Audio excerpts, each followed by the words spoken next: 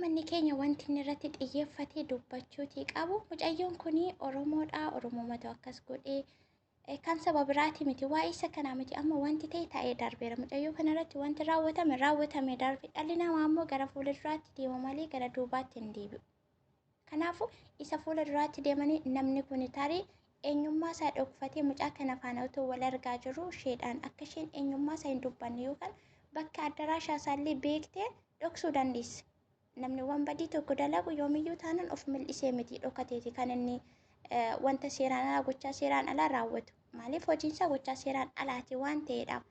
Garuu yeroo isheen nama kana faana wal argitaa nama kana wal beektaa amma ni beektaa nama sana jedhanii gaafa gaafatan isheen jecha gabaabaatii deebii gabaabaatiin kan isheen cuftee jechuudha. Sanarratti ibsa isheen kennite tokko illee hin jiru. Kanarraan akka gootti wanta shakke nama kana ni beektii bakka addaraashaa isaa beekuu dandeessin beeka. Tarii namuma naannoo isheeyyuu ta'uu danda'a. Namuma naannootti dhalattee nama maatii ishee beeku ta'uu danda'a. Eenyusa kanatti siqee hubatee arge namni kun eessa akka ta'e.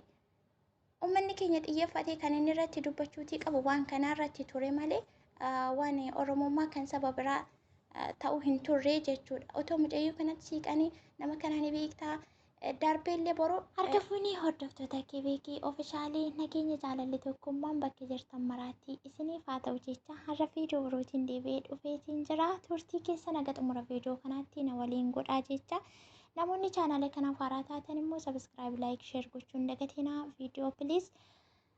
Akka lafa kanarra jiraattanitti wanta gaarii hiriyoota keessan maatii saba keessanitti hin gargaara wanta gochuu dandeessaniin gargaara gara jireenya isa itti aanutti darbaa isiniin jechuuti barbaada.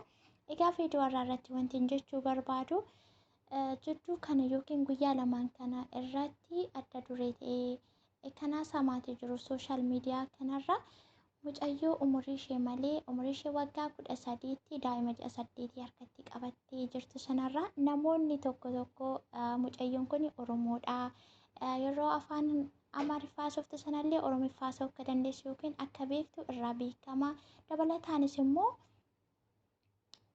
maqaan mucaashee yookiin daa'ima ishee kennaa jedhamti. Kana jechuun Oromoomatu mataa dhokfatee balaa akkasii kana irraan ga'ee kan jedhu dubbatu.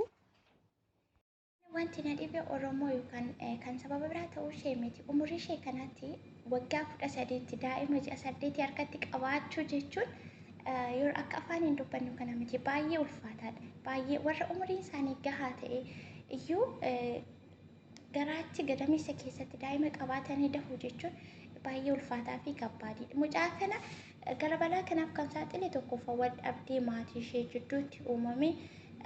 Armeen ishee deessallee ciqqaanii haga kanatti agarsiisuun akkasuma illee abbayyeen ishee namni yoo carraa walitti fiddeessite waliin jireenya isaa lafa kanarraa ni xumurata.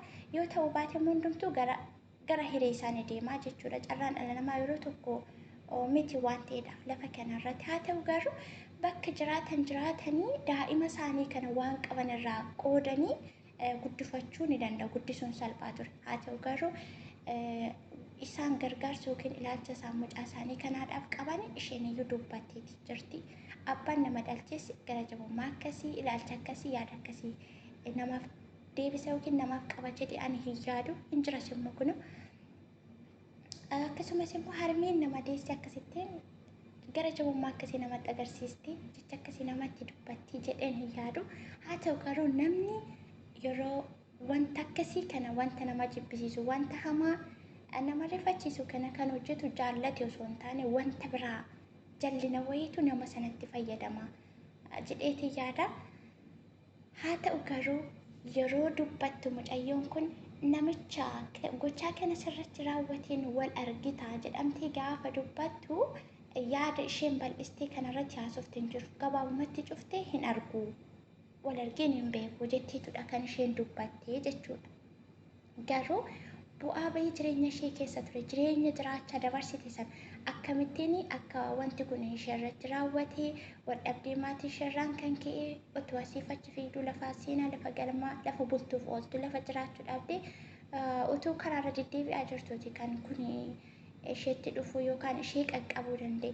Wanta kana isteeppiidhaan hin haasofti wanta dabarsite jiruu ishee keessatti umurii ishee kanaan wanta dabarsite duubatti deebite yaadatte haasa'uun isheetiiyyuu ibsachuun isheetii rakkina ishee ibsachuun isheetiiyyuu baay'ee tokko kan namoonni kan irraa baratanii jechuudha. Ana garuu kan gaaffii natti uumee bakka Oromoodha mucayyoon kun kan saba biraati bakka jedhamu sana miti. Amma gaaffii kan natti uume anatti yerootti nama kana sirratti raawwate ni beektaa jedhanii ishee gaafatan sana akka rakkoo ishee kan dabarsite sanatti ibsitee wanta isheen dubbattee hin jiru. Gabaabsitee hin beeku yookaan nama sana faana waliin arguu jette. Tokkoffaa inni sun namni sun ofiiyyuu karaa deemaadha waan ta'eef beekuu dhabuu dandeessee ittiin faradamu. Lammaffaa immoo anatti shakkii wanti uume maanni namni kun ofiisaayyuu wanbadee nama sammuu hin qabne nama sammuun isaa yaadne waan ta'eef otoo sammuun isaa yaadatee akkamitti daa'ima xiqqishuu kana karaarraa qabee gocha akkasii kana irratti raawwatu ture. Kanaaf namni kun sammuu hin qabu. Garuu har'as taanaan boru namni kun jiraatii mataa dhokfatee akkasuma namoota biroollee ijoollee kan isheetiin gadillee wanta kanaaf saaxiluu danda'a ta'a mataa dhokfatee. Tarii mucayyoon kun sodaachuu dandeessi. Yeroo tokko namoonni badii nama irratti raawwatan nama doorsisuu sin ajjeesa waan akkasii jechuutu jira waan ta'eef mucayyoon kun immoo sodaachuu dandeessi. Nama kana eenyu akka ta'e eenyummaa isaallee ibsuu yoo nama kanaallee kan wal argitudha yoo ta'e sodaachiseera ta'uu danda'a. Kanaaf waan kana otoo itti siiqanii mucayyoo kana gaafatanii namni kun qabamii seera jalallee ooluu danda'a. Akkasuma daa'imman biroollee darbee wanta kanaaf saaxiluu waan danda'uudhaaf seera jala ooluu danda'a.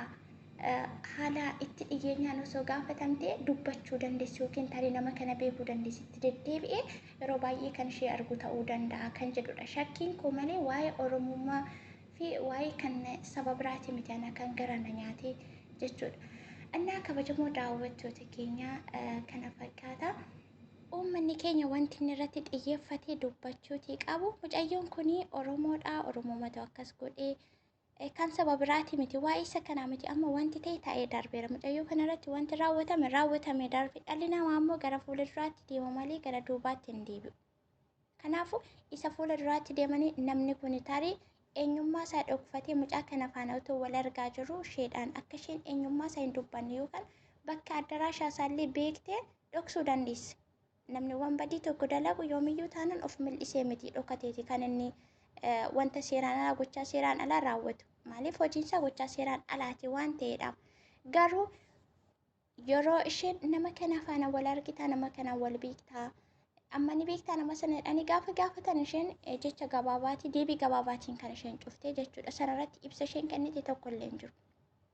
Kanarraan akka gootti wanta shakki nama kana ni beektii bakka addaraashaa isaa beekuu dandeessi hin beekta. Tarii namuma naannoo isheeyyuu ta'uu danda'a. Namuma naannootti dhalattee nama maatii ishee beeku ta'uu danda'a.